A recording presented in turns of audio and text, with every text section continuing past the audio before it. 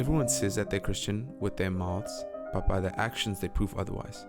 Jordan Peterson has this cool line where he says that we basically as a culture have a shallow definition of what the word belief means. Because belief is not just saying the words, I believe in God. Belief is your actions. And you could tell what someone believes more by what they do than what they say. Someone could tell you, I'm a nice guy, I love my family. But when the doors are closed and no one's watching, they're beating on their wives, right? So saying words mean nothing. And Jesus said the same thing in Matthew 7. In Matthew 7 verse 15, he says, beware of false prophets who come disguised as harmless sheep, but are really wolves that will tear you apart. You can detect them by the way they act. Just as you can identify a tree by its fruit, you don't pick grapes from thorn bushes or figs from thistles. A healthy tree produces good fruit, and an unhealthy tree produces bad fruit. A good tree cannot produce bad fruit, and a bad tree cannot produce good fruit. So every tree that does not produce good fruit is chopped down and thrown into the fire. Yes, the way to identify a tree or a person is by the kind of fruit that is produced, right? Jesus says the same thing, or let's say that Jordan Peterson says the same thing that Jesus is saying, that you can tell a tree by its fruit.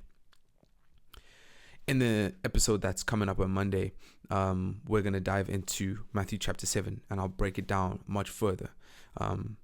But basically, in a nutshell, to get back what I was saying, is that they are going to come wolves that are disguised as sheep. And who are the sheep, according to scripture?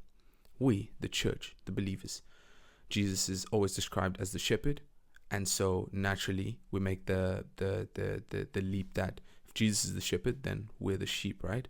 The scripture, Psalm, one of my favorite scriptures, that says that the Lord is my shepherd, I shall not want. And so we're the sheep. And there's going to come people who are wolves who are disguised as sheep. So there's going to come people who are not one of the sheep, but are dressed in sheep's clothes. They look like believers. They talk like believers. But if you watch them closely, they do not act like believers. And that's how you will know the difference, right?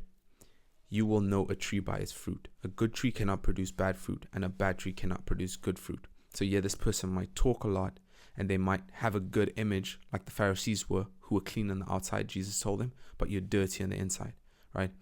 And so they might have this clean outer appearance, but they're not producing fruits. They're not producing fruits in keeping with salvation, and they're not producing fruits in keeping with repentance, right? And so you know what someone believes by what they do and not by what they act.